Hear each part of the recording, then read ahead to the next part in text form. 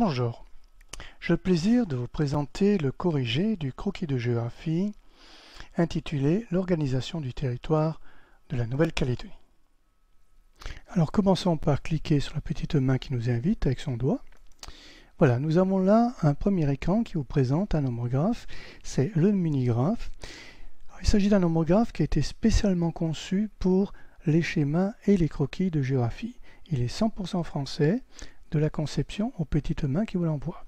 Vous pouvez l'obtenir contre un don à l'association. Cliquez sur le lien, on vous dira tout. L'association est en effet propriétaire du brevet qui a été déposé. Et ce nomographe est évidemment, ce minigraphe est hors commerce. Vous ne pouvez pas l'avoir dans le commerce. Voilà, on clique sur la petite main pour poursuivre. Là, vous avez la méthodologie, c'est-à-dire quelques consignes assez simples qui se retrouvent sur tous les corrigés. Vous l'avez certainement lu ou vous le lirez. Page suivante, écran suivant dirais-je. La problématique du croquis. Je ne vais pas vous la lire, ni vous en dire quelque chose, puisque je sais que vous l'avez déjà parcouru. Où ça? Eh bien ici, sur le PDF, que vous êtes obligé de prendre au départ si vous voulez faire un bon exercice, parce que ce PDF, lui, c'est l'exercice. Donc la problématique, c'est la même chose qui est écrit plutôt. Vous avez ici donc l'exercice avec des questions, question 1. Vous avez une aide, des consignes, c'est-à-dire qu'est-ce qu'il faut faire pour arriver à trouver la réponse, et vous mettez votre réponse graphique sur ce schéma qui est ici présent. Donc question 1, question 2, etc. Tout se succède jusqu'à la fin.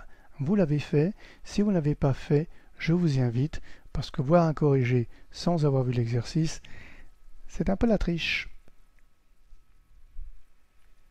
Donc revenons à notre corrigé, qui se trouve ici, problématique, on a vu.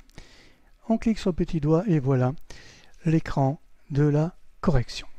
Pour ceux qui connaissent, c'est très simple. Pour les autres, un rapide petit tour de propriétaire, si vous permettez. Alors on commence par le rectangle qui se trouve sur votre gauche en haut, sous le titre bien sûr, le sujet. C'est une question. C'est la même question, alors numéro 1 ici, c'est la même question que celle que vous avez sur le PDF. C'est pour ça que je vous ai dit de faire le travail d'abord en amont sur le PDF. En revanche, vous avez ici, c'est d'un corrigé, un rectangle sur votre droite qui donne tous les figurés que vous allez utiliser sur ce croquis. Attention, il n'y a pas de piège. Il y a ni ces figurés qui manquent, ni des figurés en trop, ni des figurés qui n'auraient pas la bonne couleur. Tous ces figurés-là vont se retrouver dessus. En revanche, inutile de cliquer dessus, regardez ce que je fais, il n'y a rien qui se passe. C'est un pense-bête, c'est une aide. Vous êtes en phase de correction, on vous aide à aller un peu plus vite. Voilà, plutôt que tourner en rond, c'est une aide. Vous avez de ce côté-là deux boutons, qui pour le moment sont sur Off. C'est la marque de fabrique, celle que j'ai inventée. Les carreaux de cahier, qui superposent donc votre carte traditionnelle pour faire des repérages. On dirait en C, voilà. Ici en C, hop, 4 se trouve quelle ville, je choisirai. Et puis vous avez le deuxième bouton, le schéma. Et là vous retrouvez effectivement le schéma qui vous avez sur le PDF. Mais ce schéma vous permet aussi de prendre différents éléments, par exemple l'aéroport, il va se trouver ici. Non, je vous ai donné la réponse. Et si vous avez un devoir de géographie à faire, que vous parlez d'aéroport, vous pouvez très bien le situer avec un schéma et mettre ici un aéroport. Donc vous pouvez, ici, se trouve en I9, vous avez l'aéroport de Nouméa, l'aéroport international. Attention, il y a d'autres petits aérodromes. Voilà, pour le moment, pour le corriger, nous n'en avons pas besoin. On les décoche. Et puis vous avez ici, bien central, un peu surélevé, bien sûr au-dessus de la carte, 4 boutons. Figurés ponctuels, linéaires, de surface et de flèche. Pourquoi 4 et pas 3 comme dans certains manuels? Tout simplement parce que un figuré linéaire, je disais, c'est une ligne. Tout simplement. Une ligne peut séparer quelque chose, un trait peut séparer, ou encercler. C'est tout. Il ne peut pas faire autre chose. Si vous indiquez une direction, ou que vous voulez représenter un flux, ici, les vents, eh bien, il faudra mettre une tête de flèche. Donc, c'est une flèche. Raison pour laquelle un figuré linéaire n'est pas une flèche, comme une flèche n'est pas un figuré linéaire. Et d'ailleurs, ça ne veut pas dire la même chose. Voilà, ceci étant précisé, on va aller plus loin pour se corriger. Donc je vous disais qu'il y a ici 4 boutons, 4 figurés. À la question ici posée, que vous avez lue sur votre PDF, il faut une réponse, soit vous répondez ce sera un figuré ponctuel, un linéaire, de surface ou de flèche. Ici, il s'agit des réserves mondiales du nickel. Alors, réserve mondiale du nickel, il y a du linéaire. On pourrait effectivement imaginer d'entourer ces réserves. On pourrait aussi imaginer un ponctuel. Il y en a. Nous avons bien pour le pétrole, par exemple, les exploitations, un triangle. Alors pourquoi pas pour le nickel, un ponctuel. Alors essayons par exemple le ponctuel. Ce n'est pas le bon figuré. On vous l'écrit. Le carré, le rectangle plutôt, qui représentait tous les figurés, est remplacé par une explication. Une explication que je vous invite à lire. Alors il ne s'agit pas de lire toutes. Chaque bouton a son explication, oui ou non. Et pourquoi? Inutile de lire toutes, mais si vous trompez, ou si il y a une hésitation entre deux figurés, lisez. Pourquoi celui-là plutôt que l'autre? Alors ici, ce n'est pas le bon. Mais regardez, il y a marqué bien que. C'est-à-dire qu'on aurait pu l'utiliser. Donc vous lisez pourquoi je n'ai pas souhaité l'utiliser. Alors c'est pas ponctuel, donc linéaire, on va l'entourer. Ce n'est pas le bon choix non plus. Bien que, on aurait pu le prendre. Alors que si je prends le figuré de flèche, je sais que c'est pas possible, là, c'est pas le bon choix, il n'y a ni flux, et personne ne vous demande la route pour y aller. Bah, c'est clair, c'est net. Il faut vraiment pousser pour mettre figuré de flèche, sauf si on a mal cliqué. Donc ce n'est pas ponctuel, ce n'est pas linéaire, il n'y a plus d'autre solution, c'est surface. Mais regardez une surface bien spéciale. On commence par des hachures, c'est assez rare. Pourquoi? C'est écrit là, pourquoi les hachures, et pourquoi cette couleur grise. Voilà, vous le lirez, c'est ça qui est très important dans ce corrigé, c'est de lire, si vous avez trouvé tout de suite pourquoi, et pourquoi c'est dessiné comme ça, et si vous ne l'avez pas trouvé, pourquoi vous vous êtes trompé. Donc, puisque c'est fait, j'ai la bonne réponse, j'ai sur mon croquis le figuré qui a été représenté correctement, la légende qui se construit et un bouton cliquer pour continuer, puisque j'ai trouvé. Là, effectivement, vous voyez, vous pouvez, avec les carreaux de cahier, repérer exactement où sont ces réserves. Je décoche. Je poursuis. Cliquez pour continuer. Bien, nous sommes donc sur la lancée de la recherche des ressources attractives. Le nickel en est une. Nous avons aussi le tourisme, les installations touristiques et l'aquaculture, et notamment la célèbre filière de la crevette. Alors comment est-ce que je vais la représenter? Ponctuel, c'est une crevette, c'est pas possible. Linéaire, on a vu que c'était peut-être pas tout à fait ça. Flèche, certainement pas, donc probablement surface. C'est juste, regardez la couleur qui a été prise, lisez pourquoi, on a trouvé, nous poursuivons. Toujours dans la même catégorie, on a les lagons. Certes moins connus que les Polynésiens, mais tout de même très intéressant. Un petit tour serait intéressant. Donc pareil, ponctuel, linéaire, surface ou flèche. On n'hésite pas, on est dans la zone flèche. Donc on va sur les surfaces. Vous avez marqué zone flèche, surface. Non, non, c'est bien surface qu'il fallait retenir. C'est juste pour voir si vous avez fait attention. Donc là c'est un peu spécial aussi, regardez, vous n'avez pas de hachure, vous n'avez pas de couleur pleine, mais des petits points. Et vous lirez pourquoi. Pourquoi j'ai mis ces petits points et pas autre chose. On poursuit. Alors, il y a des atouts, il y a une attractivité, excusez-moi, c'est sûr, mais globalement, la Nouvelle-Calédonie est toujours tournée vers la métropole, c'est-à-dire vers la France métropolitaine. Alors, comment est-ce qu'on peut le voir? Eh bien, tout simplement par son aéroport international, qui est imposant, important, et qui est un des cordons qui relie cet archipel à la France. Comment dessiner, représenter l'aéroport international. Attention, il y a plusieurs aérodromes, on ne représentera pas tous puisqu'ils font des lignes plutôt très courtes. Ici, c'est international. Alors là, franchement, celui qui ne trouve pas, on a un petit avion ici, c'est normal. Alors on prend le petit avion et on regarde pourquoi il y a un avion. Mais on aurait pu prendre des flèches, regardez, c'est pas si bête. Et il y a marqué « et pourtant il y a des flux ». Et alors pourquoi pas les flèches? C'est intéressant à lire aussi, pour savoir pourquoi on prend plutôt un ponctuel, c'est-à-dire un petit avion, que des flèches. Attention, au passage, le petit avion se trouve sur le munigraphe. Et on poursuit. Un autre élément qui permet à l'archipel d'avoir des relations très étroites avec la métropole, c'est-à-dire la France, c'est son port autonome de Nouméa. Il est important. Alors, qui dit port, dit échange. On est tenté par dire flèche. Allons sur flèche. Non. Et pourtant, il y a des flux. Alors vous lirez pourquoi la flèche n'est pas privilégiée. Alors ce n'est pas surface, c'est impossible, linéaire non plus.